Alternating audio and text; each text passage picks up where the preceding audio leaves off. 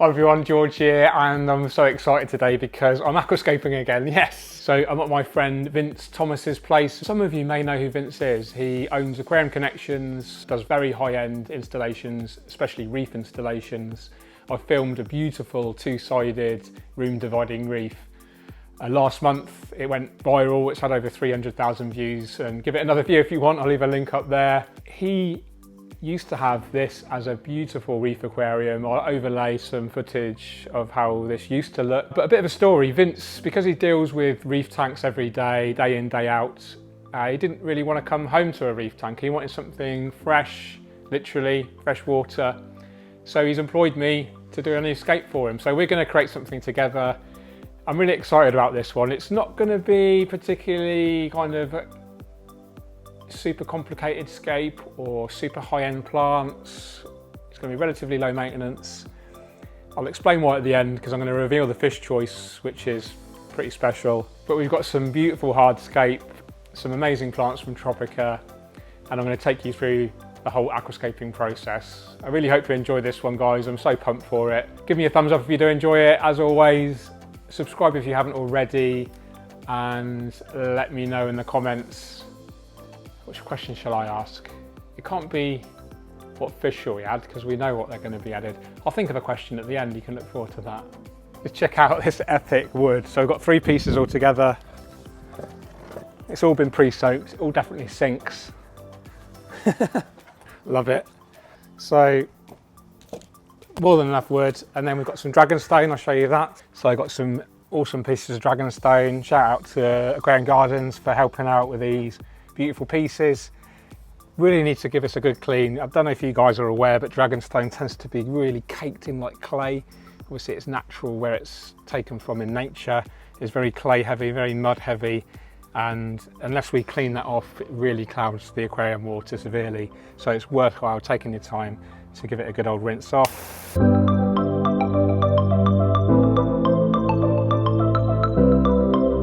So we've got the rocks all cleaned, ready to go in, but first we need to put the wood in. This is my new friend. Can you smell Tommy? Okay, so I think it's a good idea to talk about the actual system. It's quite unique. It measures 150 centimeters long, or 5 feet, by just over 4 feet long, or I think it's 130 centimeters, by about 1 meter deep. Now it is the flow to go filtration system. If you didn't know what that is, it's got a separate cavity down here. The water gets taken in through the entire length of the aquarium. There's like a intake section. It's about this long by the length of the aquarium. The water gets sucked in through here, comes through the bottom of the aquarium, and then up through the front kind of 2 centimeters, inch or so here. I'll get a close-up of that for you now so you can see. So the idea is, rather than having a direct flow, you get a laminar flow, which is great for reef tanks and also great for fresh water, because in river systems, that's what we have. We have a one-directional flow going throughout the entire water column, which is what we're mimicking in this aquarium. As I said, it used to be a reef aquarium, and in reefs, especially SPS, I don't know if you guys know, but SPS generally need lots more circulation, and that's why this aquarium was designed that way. In fact, Vince's company, Aquarium Connections, they specialise in this style of aquarium, and that's what they do. They custom build aquariums for people's homes. So just a bit of background about the tank. Lighting, we've got a 400 watt metal halide or metal halide daylight spectrum. There are options to do different types of lighting, maybe something more efficient, but at the moment that's what we're sticking with, the 400 watt halide. The great thing about halide is it's point source, so all the light comes from one small area, and this gives us the beautiful glitter lines that you may have seen from my Kessel lights, because that light is from one direct small area. That gets refracted by the surface movement of the water, and shadowing effect occurs, and you get this beautiful natural glitter lines. So, exciting times. Let's crack on with the hardscape. As you know by now, the hardscaping process is fundamentally the most important process of the whole aquascape. If we start off with a really strong hardscape, then we can very likely create a beautiful aquascape by using the plants after that. So we've got 3 huge pieces of driftwood, which you've seen already. We need to configure those in the most natural way possible. I'm thinking maybe like a tree trunk effect. maybe configuring them all together so it looks like one giant piece. And then we can think about the stone arrangement as well, and then after that, planting. I'm so excited about this one. Okay, so Vince is in the aquarium. Say hello, Vince. Oh yeah. And we're gonna pass Vince the wood. I'm gonna kind of suggest where it goes, and hopefully we can create a beautiful wood composition. The wood has been pre-soaked, like I said. It will sink. It is leaching a little bit of tannins, that's no problem. There's gonna be big regular water changes carried out on here, so that will negate the tannin kind of effect. And then it'll be time to put the stone in. So I'll do a time lapse now and you can see the whole process.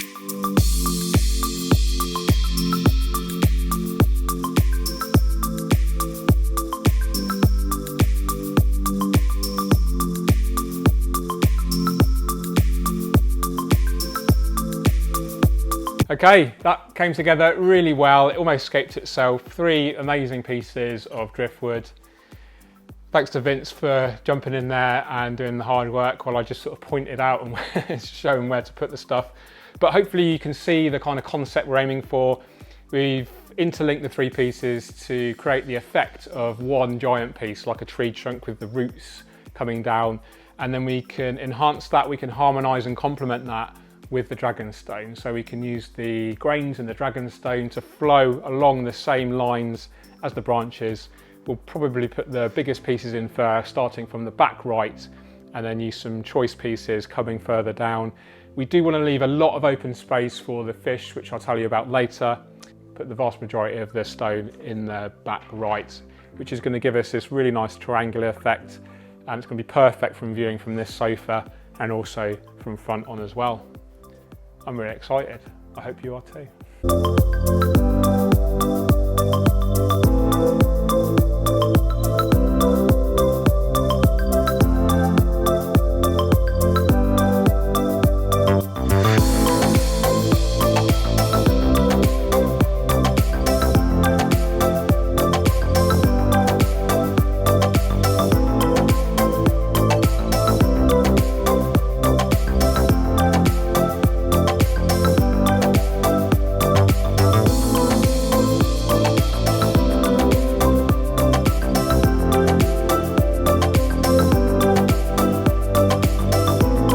Okay, Hardscape's complete. Really happy with it. It came together really quite easily. Huge thanks to Vince for actually doing the hard work where I just kind of pointed where we should put stuff. Just a reminder, we're using Malaysian driftwood, 3 huge pieces. There's about 45, 50 kilos of dragonstone.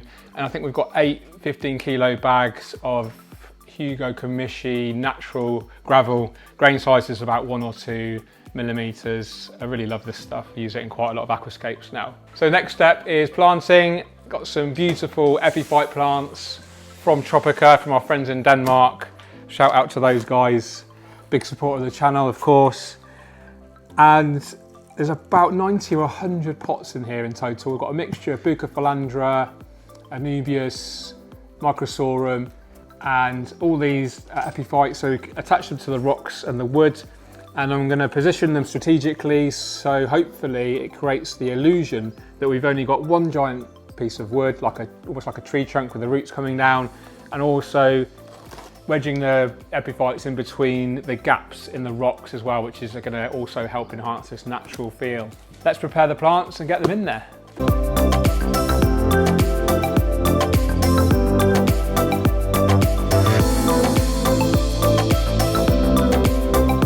So we've prepared all of the plants. We've got a beautiful mixture of epiphyte plants from Tropica, Anubias nana, Anubias petite, Bucophilandra wavy green, Bucophilandra red, Bolbitis, regular Java fern and trident fern here. So they're all epiphyte, like I said, which means they need to be attached to the wood or rock. I'm going to wedge it in between the pieces of wood, and the overall illusion is going to be one large piece of wood, like some roots coming down to this corner. And then we'll use a similar principle with the rocks as well. So let's do a time lapse.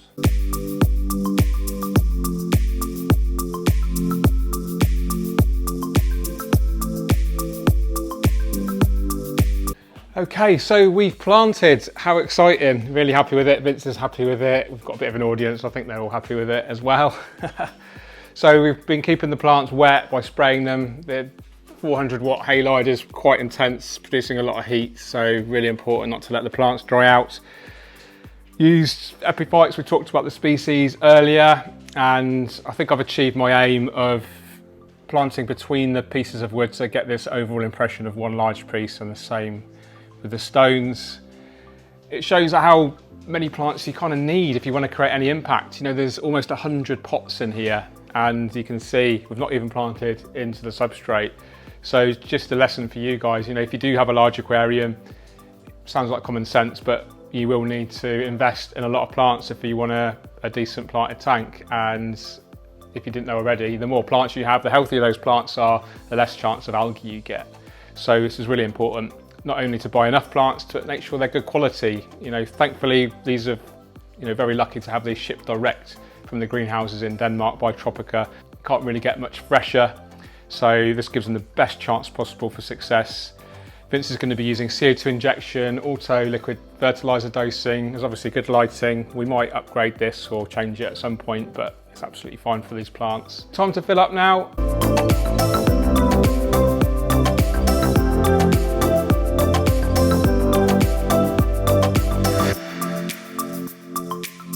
Okay, I just want to talk about this flow to go system quickly. Here you can see there's an open space. Water's coming up through here at a rate from 0 to 100% via some very powerful pumps. You have really up to very high levels of flow coming up here, but it's equal all the way along the length of the aquarium.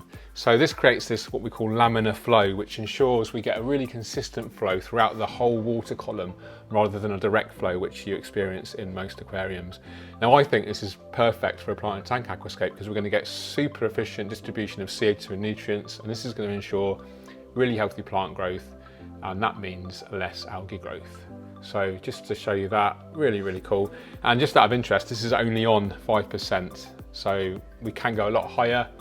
Once the plants are attached securely, we'll probably turn it up a little bit more. I thought that might interest you guys. So there we go guys, the aquascape's almost complete. The water is a little bit cloudy. I will be doing a revisit soon when the water's completely cleared up. Then we'll go into a lot more detail about the equipment that runs this beautiful scape, and the whole aquarium system is fascinating. I've had such a good day working with Vince and Rich. Dogs have been really good fun.